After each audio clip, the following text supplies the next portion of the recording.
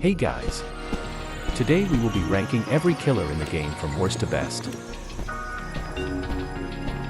But before that, don't forget to like and sub. Let's get on with the video. The worst killer in the game is Nollie without a doubt. His M1 is easily the worst in the game. It has a 0.4s windup, but it does the least amount of damage in the game if you count Jason's bleed and 1x1 poison. His void rush can be good, dealing up to 50 damage, however. Players that actually know how to move will easily dodge it. And good luck catching up to them with the slowest walk and run speed in the game. Nova is pretty balanced, dealing a bit of damage and pulling enemies toward center. However, its hitbox is too inconsistent and it is pitiful compared to Kulkit's corrupt nature. Observant is Nollie's last and only good move. You can TP to any gen on the map, while also giving every survivor hallucination depending on their distance from a generator. Overall ranking of Nollie, C tier, 6 out of 10. At 4th place, we have 1x1x1x1. In my opinion, he has the second worst M1 in the game, mainly because it has the worst hitbox. Unstable Eye is a really good move not only to locate survivors, but to also get speed 1. It is def one of 1x1 best moves. Mass Infection hits like a truck, that is if you actually land it.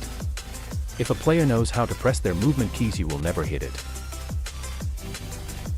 Entanglement is pretty good and is less reactable than Mass Infection, but good players will still know how to dodge it.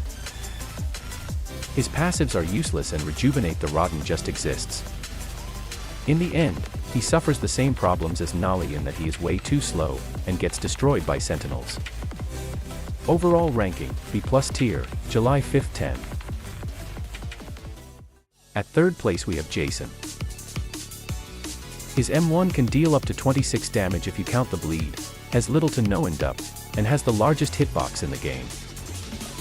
Gashing Wound can do the most damage in the game, 70 or 50 normally, which is still really good. The reason it's so good however is because it pairs really well with his passive, Mute. Behead is a really good move as well because it launches Jason forward a bit while doing 20 damage and giving the survivor helpless. His passive Mute makes his terror radius smaller than other killers. Mia Ninja can surprise some survivors. Raging Pace is also a really good move, giving him a faster walk speed while also allowing him to regain lots of stamina while buffing his other moves. So you might be wondering why he's number 3, and that's because he really has no way to catch up to survivors. You will get looped by really good players, and since he is a melee killer, you will have to rely on your own skills to catch up to them. Overall ranking of Jason, a tier, 8 out of 10. As a runner-up at 2nd place, we have Kulkit. Kulkit's M1 does 27 damage, which is the second most in the game, and he is the second fastest killer in the game as well. His pizza delivery is kinda useless, they're too slow to do any real damage and are extremely bug. Though if they do hit, it slows the survivor down and gives you ESP on them, so it's a decent move. Walk Speed Override is like a better Mass Infection. It is less reactable while also doing 45 damage. Corrupt Nature is, okay I guess. 15 damage isn't a whole lot, but Thessalonus definitely helps.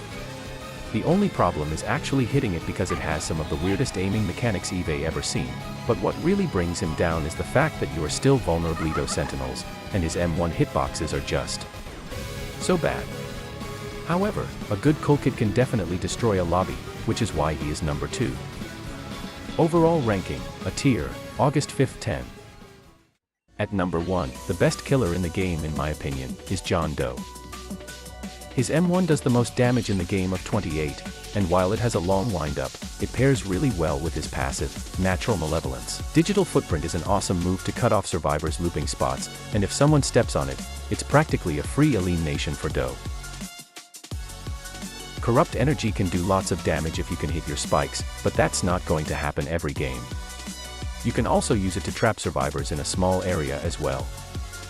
And he also has the best passive in the game, Unstoppable. You get an extra ones of speed 1 if you land a error 404 parry for every sentinel in the lobby as well. I've had a game where I had speed 1 the entire time, except LMS of course. Overall ranking, S tier, 9/10.